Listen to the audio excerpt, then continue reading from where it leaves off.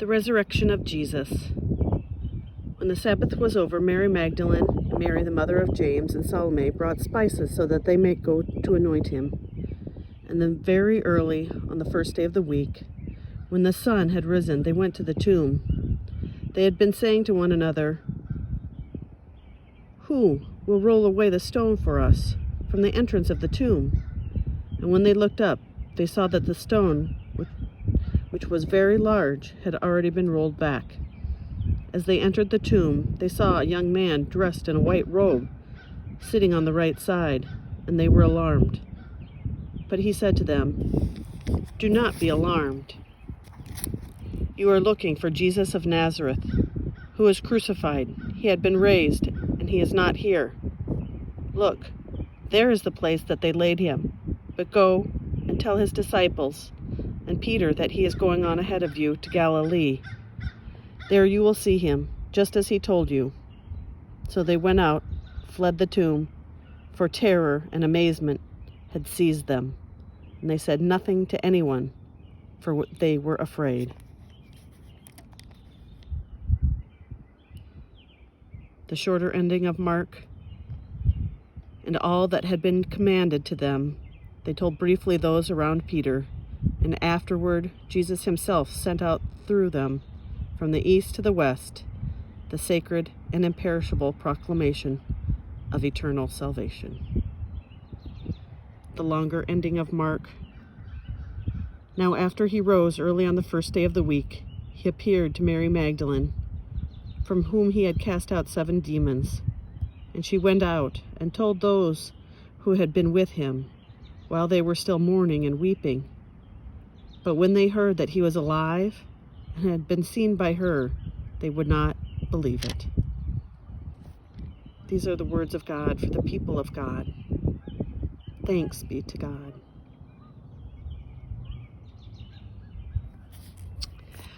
I join you today from a different type of location. I join you from Resurrection Cemetery in Madison, Wisconsin. I thought it only appropriate for us to find ourselves in a similar place to where Mary and the other women found that Jesus was no longer there in the tomb, a place where they buried their dead and they came to mourn, they came to remember, and they came indeed to pay their respects. So I wanted to offer you a new perspective on this morning, that while we often appreciate, enjoy the Easter colors and the brightness, the glory of seeing one another and the smiles, the music and the warm smell of church pancakes, warm coffee, the joy of bright colors of Easter dresses, children, and the excitement that there is on a Sunday morning, an Easter Sunday morning, that this is in fact where Jesus was found, was on a morning perhaps like this, where the sun was just beginning to rise, where death was all around, and where it seemed like there was nothing that could possibly ever come out of this that would be good, hopeful, or bright again.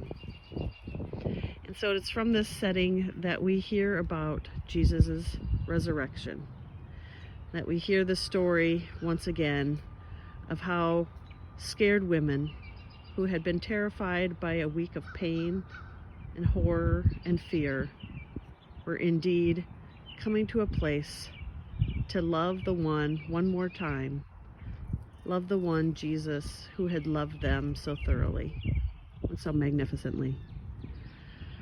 I want to make sure that all of you know that sometimes in life, we too are in these moments and places where it seems that darkness and death, hardship and sorrow surround us.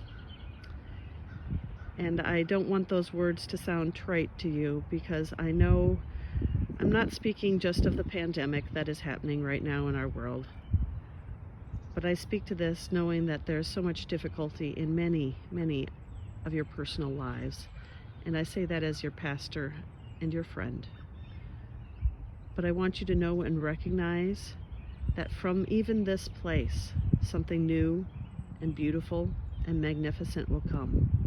And that is indeed the story of faith and the story of hope that we have together as people of faith.